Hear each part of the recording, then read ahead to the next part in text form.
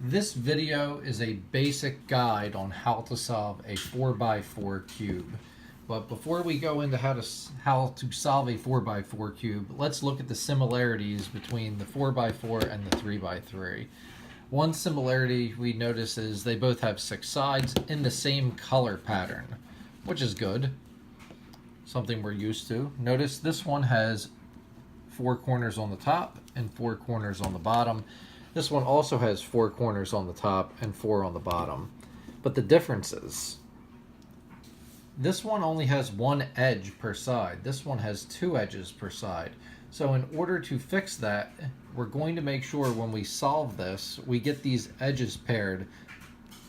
And this one has 1 center, and this one has 4 centers per side. So we're going to get all 4 centers so we can treat them as one piece. So once we get this looking as we just described, we'll actually have 1, 2, and we'll treat this edge as one single block.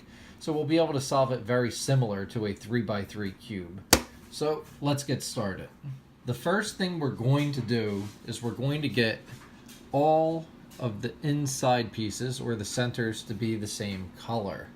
So the way to do this, well, the easiest way to do it would be to make bars or columns. For example, if we push this white piece up, you'll notice we've made half of the white already. And we're going to do one center at a time. So where are the other 2 white pieces? There's one here and there's one here. So if we want to get those paired together, we simply just have to slide this one over, and now we can just pair up the top. This part's pretty easy. I don't think anyone's going to have a hard time with that. One at a time, though. Now, on the 3x3 cube, you're going to notice the other side of white is yellow, and that's what we're going to do next. We're going to get the other side together. The reason why we're going to do that is if we get both sides together, we can then just focus on the middle band. So let's talk about how to get those together. Now, I already see a yellows together. I'm not going to put that down there, even though I should put it down there, just to give you an idea of other pairing combinations. So I'm going to push those yellows together, and I need to get it down here. But notice when I put it down there, the white has come down with it. So what I'm going to do is move the yellow out of the way and push the white back into place. We're going to get these ones paired up now.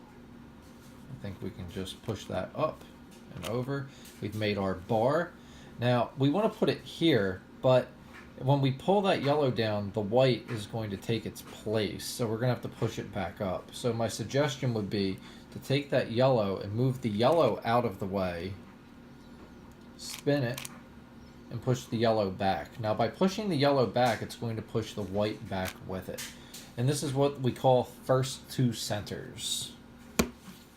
Some comments that I've gotten from people so far is they notice my cube is in a different state than it was in the prior part of the video. That's because my kid keeps coming out of his bedroom and interrupting the video.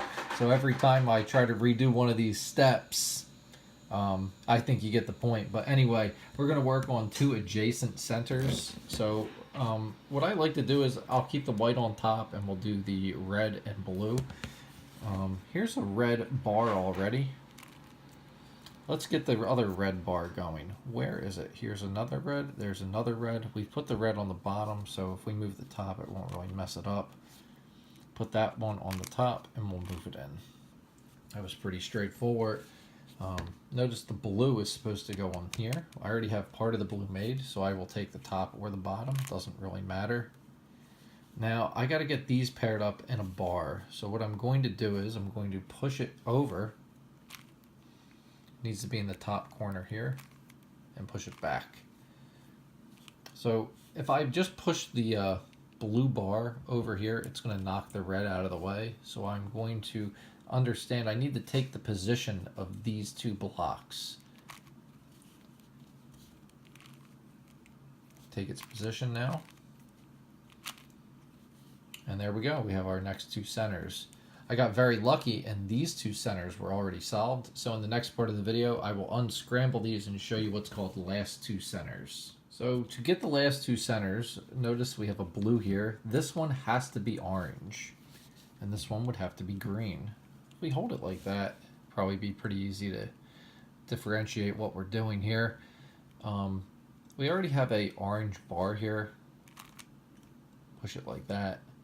Now remember, whatever we push up, we have to push back down to take its place again. So I'm going to get a third piece up there. I'm going to push this one up here. Now notice it is hidden, and I'm going to move those two greens down. So now we need to move this last piece up to here. Now remember, whatever we push up there, we're actually kind of moving out of the way. So I want to move this one out of the way. The reason why I want to move that one out of the way is I want to keep it up there. So do I want to put my orange on the top or the bottom? Well, let's look up here. It's on the bottom. So if I push it up now, notice it's paired. If I push it up now, notice it's not paired. So if this one's in the bottom, I want to put this one in the bottom as well. Then we will make sure we push the greens down, and we have all of our centers done. So now that we have our centers done, we're just going to have to work on the edges. Now the edge pairing phase is the most creative, most intuitive you can probably put in. But I'm going to show you a very easy, simple way of doing it every time. Now these ones need to get paired, these red blues. So what I'm going to do is I'm going to put this one into the band, but notice this one's in the top position. So when I put this one down, I'm going to put it in the bottom position. I need to take this guy's place. I will take his place now and put him down. So now all I have to do to get this edge paired is slice this fella over. Don't worry that we've messed that up. We're going to hide this in the top layer and put something down in its place that's unsolved. Now you can fix this every single time if you want. You'll find out that's not necessary at the moment. And we're going to keep doing that until we have the whole top filled. I don't know, maybe I'll show you another one really quick. Here's a blue-yellow. Here's another blue-yellow, bottom position. We want to put this in the top position right here.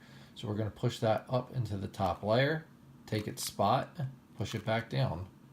Bottom position, top position, make the pair, put it up top, put something in its place, and fix. I'm going to finish the last two edges up here and start the video again. So what I've done is I completed the other two edges on the top, and what I tell people to do if they're new at this, we forget about that side. We're going to put it on the bottom now, and now we're going to start filling up the top layer. We're going to fill up the top layer the same exact way we filled up the bottom. Notice top position, this one would need to go in the bottom position here. So we push it up into the top layer, take its spot, push it down, make our pair, and hide it on top. And we're going to do that until the whole top layer is filled. I'm going to fill up the top layer really quick and come back to you. So I know what you're probably thinking. We filled up the whole bottom, we filled up the whole top. There's no more junk pieces to make keyholes with, so how are we going to make a keyhole? Well, every time we've made a pair, we've refixed the center. So once we refix all the centers, we should be able to, just put down good pieces and fix them again by repositioning back to our solved state. So this is just a little tip. Notice we have them both in the top layer. I'm going to bring out my 3x3 cube. Now you should be familiar with this move called sledgehammer by now. Now if you do sledgehammer and reinsert this piece, look at what happened. That piece right there flipped upside down, and all of the stuff that was in the top stayed in the top, all of the stuff that was in the bottom stayed in the bottom edgewise, and nothing else got messed up in the center band, which is kind of what we want. We don't want to mess up that center band. So what we are going to do is, if you want to flip this guy upside down, we are going to sledgehammer and then reinsert. And by doing sledgehammer reinsert, it will flip that piece upside down without changing too much on your puzzle. So what we're going to do now is we are going to put a piece that has nothing to do with this orange-white on the top layer. We are going to pair the orange-white, use that as our keyhole, and fix. Now notice the piece that we just put down there is in its solved position again. So we're going to do this one more time. Actually, we're not going to have to do it one more time. That one got solved automatically. So we're down to the last two pairs. This one and this one. We're going to get them next to each other. Top solved, bottom solved. Still top solved, bottom solved. And now we are in a position where if we pair it this way, it messed that up. And if we pair it this way, it messes that up. So what we're going to have to do is come up with a little procedure for this. So remember our sledgehammer insert that we just talked about? Sledgehammer insert? That's kind of what we're going to take advantage of here. We're going to get these not in top and bottom position, but we're going to get them in bottom position, or top position, top position. So I'm going to have to do that rotation move again. I'm going to show you another rotation move that doesn't exactly keep the center band okay. It is when you turn this up. We want to put it back into place, but we want to put it back into place upside down. So notice if we just go right that's the normal orientation. But if we put it over here, it'll come down in the opposite orientation. I don't think it's a good idea to practice that necessarily, considering the sledgehammer reinsert is so much more important to learn. But what we're going to do is we are going to push this guy out of position with the same color. Now, what we're going to do is we're going to run that sledgehammer reinsert, and what it's going to do is flip that piece upside down and keep practically everything the same. More importantly, this center band the same. So we're going to run sledgehammer reinsert, and look at what happened. It just flipped that piece upside down. It kept that piece how we wanted it, and it kept that piece how we wanted it, and it kept this piece how we wanted it. So all we need to do now is slide the red over, and it's going to knock the red yellow over, and it's going to put this guy back into place as well. And we will have all of the edges solved. Fantastic. All we need to do now from here is treat it like a 3x3 cube. For example, all of the edges are paired, so we can treat paired edges as one block. We can treat all of the centers as a paired block, and all the corners are just the corners. So I'm going to get up to the hiccups that you might run into with the 4x4. So this is the first hiccup that could occur. I've gone to make my yellow cross on top when I've gone to do my beginner's method, or maybe my OLLs, however you'd like to solve the cube from here. But this one is impossible to get on the 3x3. Now you might be saying, why is it impossible to get on the 3x3? Well, on a 3x3 you cannot cut the piece in half. What's actually happened here is, since we've sliced through the center and repositioned it, we may have repositioned it upside down, which is impossible to do on a 3x3. So what we have to do is we have to come up with an algorithm that swaps this upside down. This is what's known as 4x4 parity, or maybe some people call it something else. I call it 4x4 parity, edge parity. Now, my algorithm also swaps these two pieces from here to here and here to here, but it's a very easy algorithm to remember. You turn up 3 times, you turn down 3 times, you turn up once, and then down till you fix it. It's just, what do you do in between? So first thing we do is we turn it up once, flip 2 times. And this is the hardest part for people. We rotate the cube. Turn up, flip 2 times, turn up, flip 2 times. Now that was 3 ups. Now we're going to do 3 downs. Turn down, flip 2 times. We're going to turn down with this hand now, turn 2 times, turn down with the other hand 2 times. So that was 3 ups and 3 downs. Now we're going to go up, flip 2 more times, down, flip 2 times, and then down. And notice what this did is it flipped that piece upside down and it swapped those 2 pieces. If you would like to know why that parity algorithm actually works, I'll be making a video later on why it works, and it'll be a standalone video. I came up with that algorithm on my own. Apparently it's a pretty popular one, but once again, I try to get all the algorithms that I do done on my own before I look anything up online. So we're going to continue solving the cube, and we're going to run into one more hiccup, or possible hiccup. So this is the last bad thing that could happen on your cube.